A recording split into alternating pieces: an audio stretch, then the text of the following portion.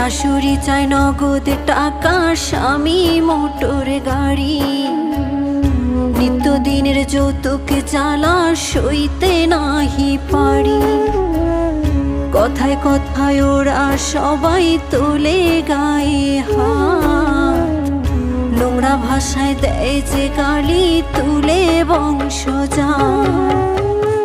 একদিন ঠিকই শুনবা বাবা তোমার মেয়ে নাই, যৌতুক নামের মরণ ব্যাধি হবে সেদিন দায়।